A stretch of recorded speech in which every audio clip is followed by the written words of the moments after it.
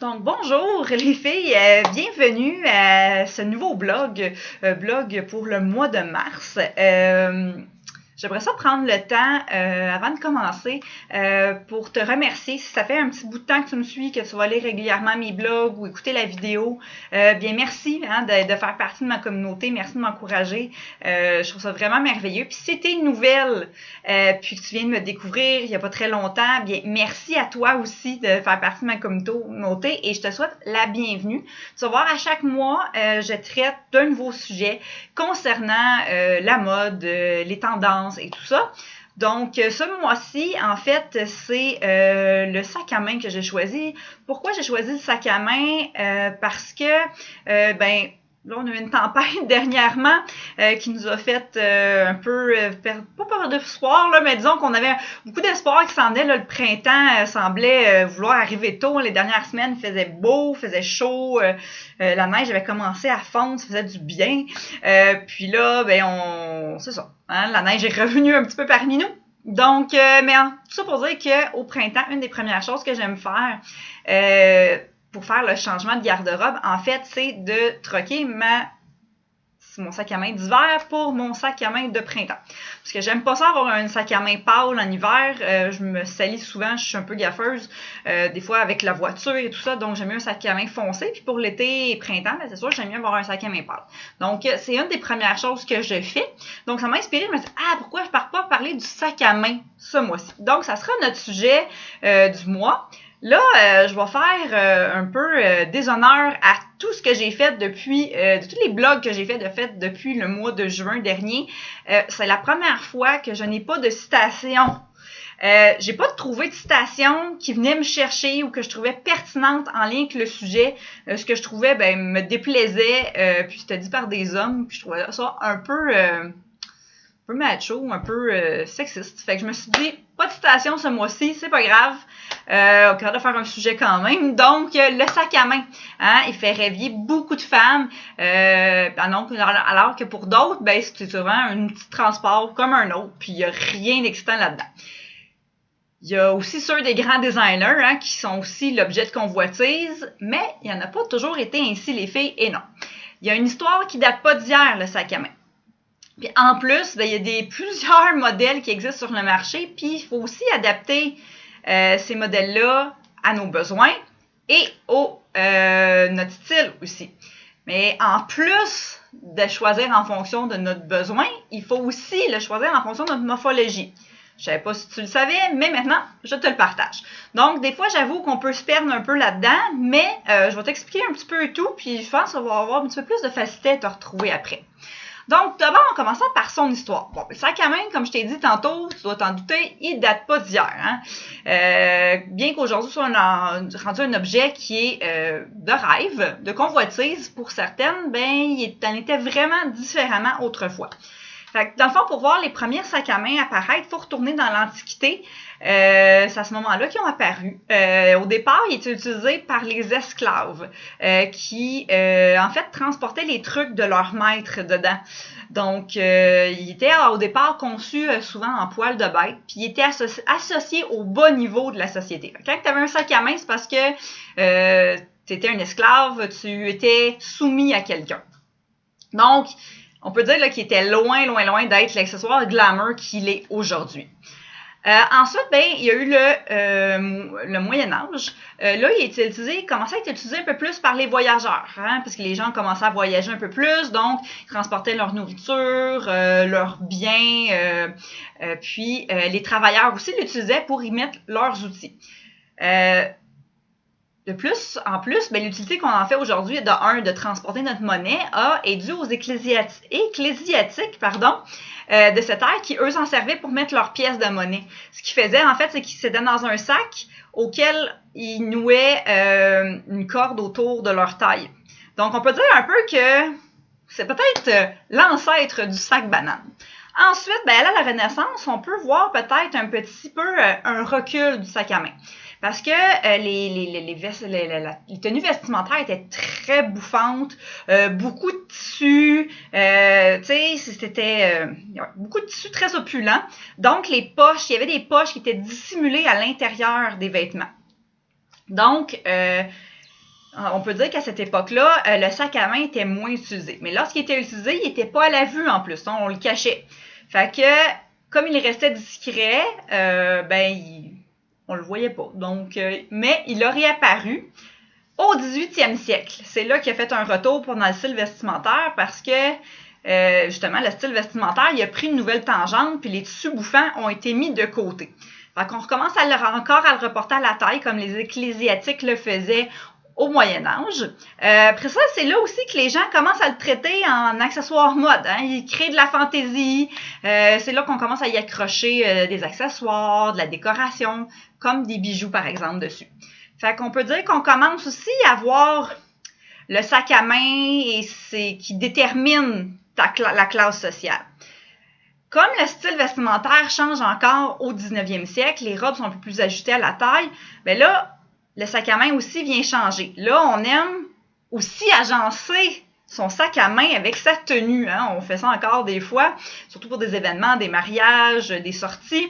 Donc, on peut voir que les sacs, là, ils prennent toutes sortes de formes, toutes sortes de couleurs différentes. Là, ils viennent en plus utiles pour montrer le statut social auquel on appartient. Puis ça, c'est à cette époque-là aussi que vous connaissez sûrement les fameux sacs à main Louis Vuitton. Donc, Louis Vuitton, lui, a inventé, pas inventé, là, mais il a mis sur le marché à cette époque-là ces sacs qui sont encore très prisé aujourd'hui. Puis, il était destiné à cette collection-là au 19e siècle, bien sûr, aux bourgeois. Bon, ce qui l'est encore un peu, mais aujourd'hui, monsieur, madame, tout le monde là, qui s'économise un peu de sous, bon, on peut se le permettre. Malgré le fait qu'elle a été très copiée, il faut faire attention. Parenthèse. Donc là, on peut dire qu'avec le temps, le sac à main, là, il est devenu de plus en plus... il a changé complètement. Là, on transporte de plus en plus de sacs, on traîne de plus en plus ce sac-là pour y mettre nos trucs dedans, notre monnaie, notre maquillage. Ensuite, si je pense à la mienne, là, je peux dire que je pense que j'y rentre genre une grande partie de ma vie. Là, si j'avais plus de sac à main, si je le perdais, malheur à moi. Donc, voilà pour sa petite histoire. Ensuite, là, il y a plusieurs modèles qui existent. Hein? Faut savoir aussi c'est quoi nos besoins pour choisir notre sac à main. C'est qu'est-ce qu'on recherche. Donc, il y a des modèles que je trouvais intéressants. Tout d'abord, on a le sac messager. Le sac messager, ça, c'est le sac qui se met souvent en bandoulière. Puis, ce sac-là, au départ, était porté par les facteurs d'antan qui l'utilisaient pour transporter leur courrier. Donc, on s'est inspiré de ce sac-là pour créer un sac bandoulière qui a aussi un rabat sur le dessus. Donc, la sacoche se ferme bien, on l'échappe, on est sûr de ne rien perdre. Ensuite, on a aussi le hobo ou le fourre-tout, que j'appelle le fourre-tout aussi. Souvent, il est fait de cuir souple. Puis là, ça, c'est le roi des sacs en bandoulière. Il est profond, on peut ranger un inventaire de marchandises. Hein. Surtout quand on a des enfants, là, on peut tout ranger là-dedans. Le seul inconvénient que moi, je trouve personnellement, puis ça, c'est propre à chacune, c'est qu'il n'y a pas de disjoncte dans l'intérieur. Fait que toi, tu trouves pêle-mêle. Il n'y a pas de rangement, il n'y a pas de...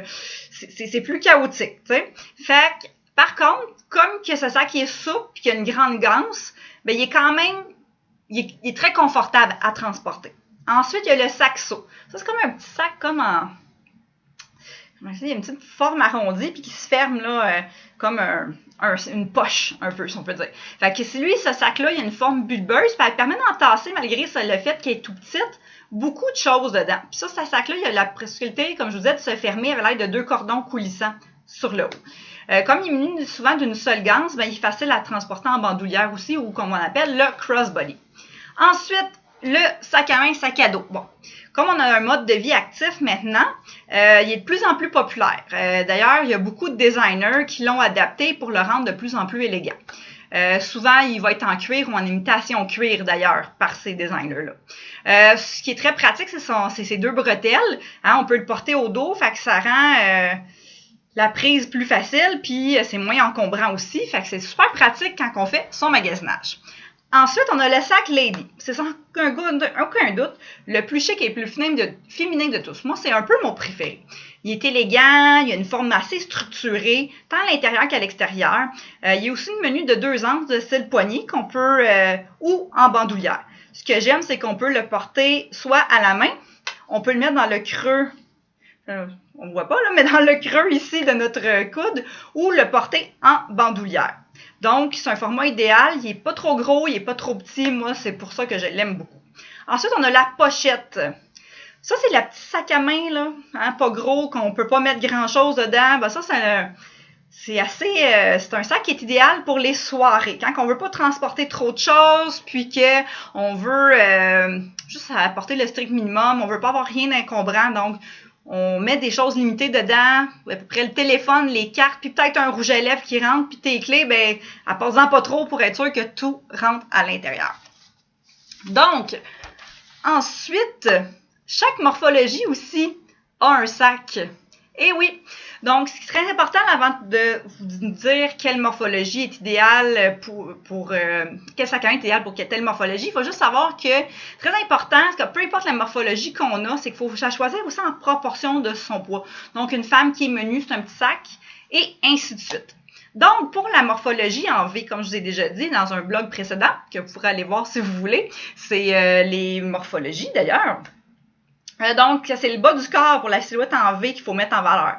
Donc, il est préférable de choisir un sac qui arrive à la hauteur des hanches. Donc, tout ce qu'on va porter en bandoulière ou le fourre-tout, tout ce qui va arriver, ce qu'on met à l'épaule aussi comme ça, c'est idéal. Donc, ça arrive à la hauteur des hanches, on aime ça.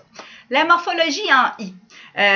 Comme il faut y aller avec proportion, il faut opter pour un sac qui est léger. Parce que la morphologie en I, c'est une femme qui est quand même, qui n'a pas beaucoup de forme, qui est assez élancée et qui est quand même menue. Donc, on va y aller avec un sac léger et délicat, tant dans les détails que dans son format pour ce type de morphologie-là. Donc, ça va être idéal d'avoir un sac à main qu'on va porter près du corps, soit proche des hanches ou proche de la poitrine, fait que ça va donner un peu plus de volume puis de courbe à cette silhouette-là. La silhouette en A. Là, il faut corriger l'effet contraire de la silhouette en V. C'est pas le bas du corps qu'il faut mettre en valeur, c'est le haut du corps. Donc, on oublie tout ce qui arrive à la hauteur des hanches. C'est vraiment le haut du corps qu'il va falloir mettre en valeur. Donc, pour obtenir la meilleure option pour obtenir cet effet-là, je vous dirais que ça serait le sac à main de style sac à dos. C'est le haut du corps. Ou sinon, un sac à main qui est accroché à l'épaule, mais qui arrive juste en dessous du bras, proche de la poitrine. Ça, c'est une excellente option aussi. La morphologie en X. Bon, vous le savez, c'est la morphologie qui est quand même la mieux équilibrée. Donc, on peut s'amuser avec les sacs à main puis y aller en fonction de ses préférences et de ses besoins. Comme j'ai dit mon premier conseil, toujours, par exemple, il faut y aller en fonction et en proportion du poids de sa taille. La morphologie en H, c'est une morphologie un peu plus carrée. Donc, ce qu'on veut, l'idéal, c'est d'aller féminiser cette morphologie-là, qui paraît un peu plus carrée. Donc, il va être préférable de choisir un sac aux formes un peu plus arrondies, comme le saxo ou le fourre-tout, qui est un peu plus mou, plus souple. Au niveau du positionnement, il n'y a pas vraiment de restriction. Il peut être porté tant aux hanches qu'à la poitrine, ce qui aura pour effet d'affiner la taille. Donc, la dernière morphologie, la morphologie en haut, bien encore une fois, il faut y aller avec proportion avec la morphologie. Comme je vous l'ai dit, ça fait plusieurs fois que je le répète, mais je vais être sûre qu'on me comprenne bien. Donc, il faut déterminer l'endroit du corps qu'il faut falloir mettre en valeur. Donc, les hanches ou les épaules. Donc, il faut déterminer si c'est les épaules qui sont le plus larges, il va falloir se référer à la morphologie en V que je viens de vous dire. Et si, au contraire, ce sont les hanches qui sont plus larges, mais à ce moment-là, il faudrait se refier aux règles de la morphologie en A. Donc voilà, j'espère que ça va t'aider à choisir un sac à main, puis que ça va t'aider aussi à voir son utilité un peu plus, puis si tu n'es pas une fan du sac à main, si jamais tu es une fille qui rêve de sac à main comme moi, puis qu'il y en a plusieurs, ben je te souhaite un bon magasinage, je souhaite un bon magasinage à toutes, si vous avez besoin d'aide, ben je suis toujours là pour vous aider, puis là-dessus, je vous laisse, on se revoit le mois prochain, bye bye!